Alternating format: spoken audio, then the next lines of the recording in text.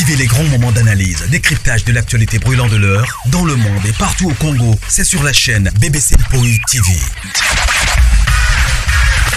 Toutes les vérités sur fond d'analyse, décryptage, sans langue de bois. Sur BBC Mpoi TV, on passe au peigne fin, l'actualité brûlante de l'heure. Nous sommes fiers d'être Congolais, nous sommes fiers d'être Africains. Construisons ensemble une bonne société pour nous et pour nos enfants. Tous à la fière, Yakozala Congolais. Tous à la fière, Yakozala Africain. Tous à la na bomoko, poto tonga mboka, pona biso, na banda na biso. Soko koseli mutu likambo lelo, yeba ki vérité eko yeba na kaka. Atan kale, vérité ya malembe.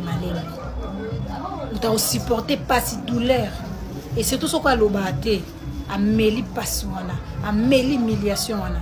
Parce que au lobby pour ça les témoignages né à ma paix. A commis méprisé, on a eu OCP, mais yebaki tôt ou tard, vérité de Baraka. Yo mutu ba conseil likamboza choqué. Maman, sokola mai lata bima kumisa nzambe. Nzamba zalaka toujours na ngambo ba innocent.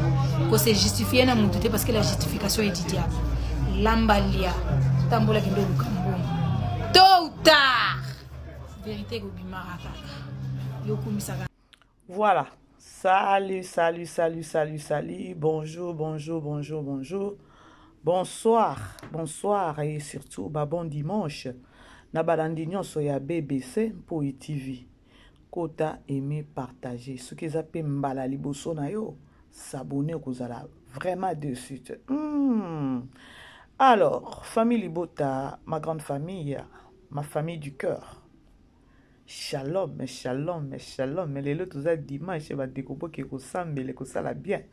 Shalom famille Libota, bonjour la Chine.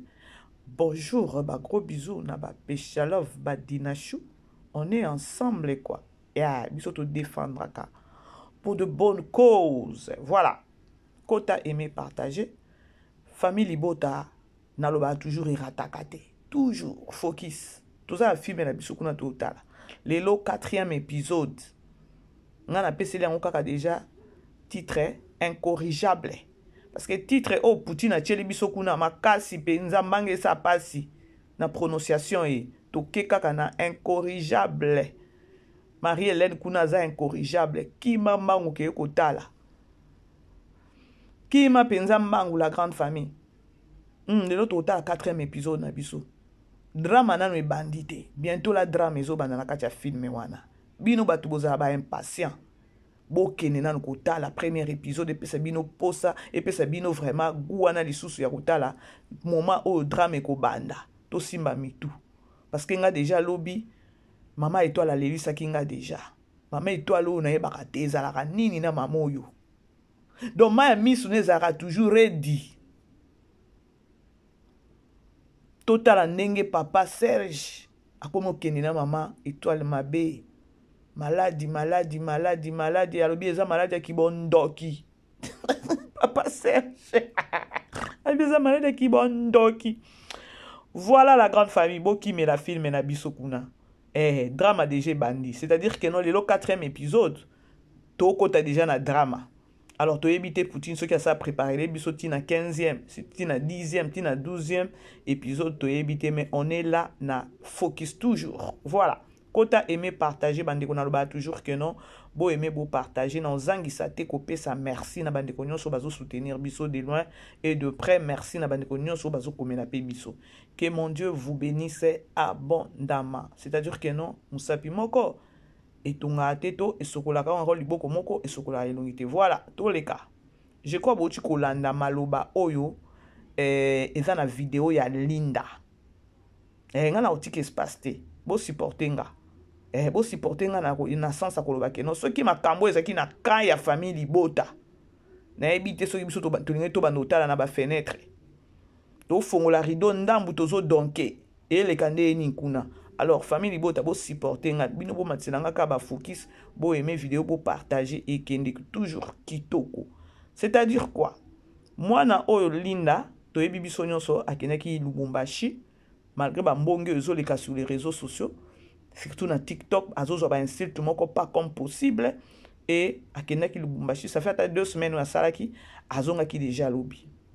Na kozonga lobi yana bandeko, mwana na ebite soki bauti ko chuba etonga moko boye na Lubumbashi, mwana cheka ka video boyoki maloba oyo ezobima na munoko ya mwana. Donc c'est ça, eza kutu na munoko na ete asali video a accompagner yango na maloba wana. C'est-à-dire que non, maloba wana eza maloba ya nini? Eza maloba ya mbwakela.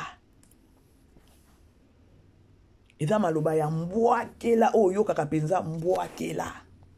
Donc, elle nous informe que na makambo ebele o ezoleka sur les réseaux sociaux na kombo na ye ba fingi et tout eza lokuta toyoka lisusu mutu likambo lelo yeba ke vérité ikoyeba na kaka atankale vérité ya malembe uta supporter pas douleur et surtout ce qu'on lobate ameli passion wana ameli humiliation wana parce que au lobby pour ça les témoignages né à ma paix a commis méprisé on a eu cité mais yebaki tôt ou tard vérité de baraka yo mutu ba conseil likambo za choqué maman sokola mai lata bima kumisa nzambe nzamba zala toujours na ngambo ba innocent ko se justifier na mutu te parce que la justification est diable lamba lia tambola kindo lukambo tôt ou tard vérité ko bimaraka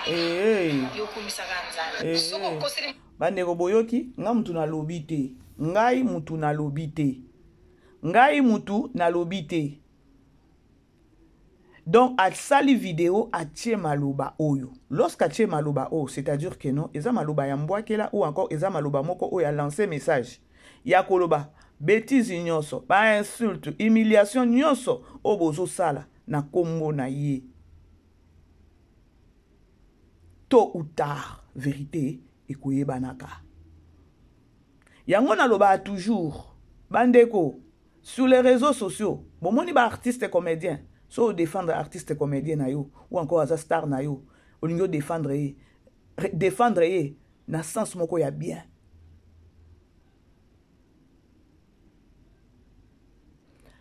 Eza maloba ya mutu o ya lobby mais est tombé na o ye azo traverser ye linda est tombé na o ye azo traverser déjà soko landi message wana okoyoka ke non elle est innocente ba koseli makambu ba humilier na kati mais tôt ou tard nzambe ou encore vérité et kosa nini et kobimaka ako se justifier te ako se justifier te donc pour elle ako se justifier te parce que justification est à diable. Est-ce que vous comprendre place to okina okyo memango 20 minutes 30 minutes ité yango na oloba eza mie bo silama et batu ba komeli etikana lubiso kuna tolembi pe yo et tout babandi pe ko finga likolo ya audio oyo a lancer na nani nae. Bref, c'est mie bo silama na loba ki yango na ba analyse na nga nyonso depuis na oloba makambo linda oyo bandeko mwana wana lali na mama na bino mama loketo mwana wana ayebi pe makambo ebele ya famille ya nani ya bino ba kwiti. Bon accélérer était poisa nini aya ko bimisa mais elle n'est pas là pour se justifier tôt ou tard. Vérité ko ekobima kaka. Bozoyoka wana eza déjà loko na sali yango po etika kaka na chaîne nanga po. Jou makambo ngo pe yobim parce que tout se paye ici bas. Toza bino awa. C'est-à-dire que non audio wana est tombé na ba makambo o yazo traverser. Siko tôt ou tard mama loketo a osambwa président na bino a osambwa bino baba kuiti bo osambwa awa. Le message est trop fort. Humiliation eleki ebele parce que lobakate et tout mais tôt ou tard est-ce que bo yoka makambango non zabino 20 minutes 30 minutes toke na ngoka na 12 minutes 10 minutes etikala ka na chaîne na biso po tôt ou tard ngana loba toujours mabe ifuta maka anase mwana batu humilié donc batu azana frente akoyeba ta ke non mwana alia na mère oyo mwana oyo déjà amela ala la pena Maman Loketo. Alors comme pour dire que non, ayebi bakati. Ayebi bakati. C'est-à-dire que non, Maman Loketo. Si yeb sabatu no ba silama. Avant moi na oyo. Yekuta koyane kolobate tôt ou tard. Yango to mona pezo bimaka ndambu tôt ou tard ezo bimaka déjà. Ça fait mal, hein? likambo lelo yeba ki vérité ikoyeba na kaka atan kale vérité ya malembe uta supporter pas douleur et surtout ce quoi lobate ameli passe wana ameli humiliation wana parce que olobi pour ça les témoignages ne ya mabe o humilier akomi mépriser wana yo sepe mais yebaki tôt ou tard vérité lobimaka kaka yo mutu bakoseli likambo za choqué Mama, sokola mai lata bima kumisa nzambe. Nzambe azalaka toujours na ngambo ba innocent. Ko se justifier na mutu te parce que la justification est diable. Lamba lia tambola kidogo kambo. Tôt ou tard. Vérité ko bimaraka. Yo kumisa nzambe. Soko ko bande ko vous comprendre hein? Soki mutu asali vidéo ache maloba oyo. Soki totali omona keno nde makambo azo traverser nango. Maintenant, à lancer message et pas bakwiti, y a pas bakwiti na Maman Loketo tôt ou tard vérité ko bimaka awa. C'est quoi à quoi bon ko insulter mutu? À quoi bon ko lobela mutu mabe oh et ayepe ko répondre ba touté. Linda c'est comme si ba tubie tonga morbo na Lubumbashi eh. Toza na bino awa. Mutu abatami aleki bino na mayele. Tôt ou tard, biso to vandaka total parce que tout se fait ici-bas, je suis sûr. Tôt ou tard. Alors, aimez partager la grande famille, on est ensemble. Bah bon dimanche Nabino Nyonso, je vous aime, famille Libota toujours focus. Bisous là-bas. Vivez les grands moments d'analyse, décryptage de l'actualité brûlante de l'heure dans le monde et partout au Congo. C'est sur la chaîne BBC Mpoï TV.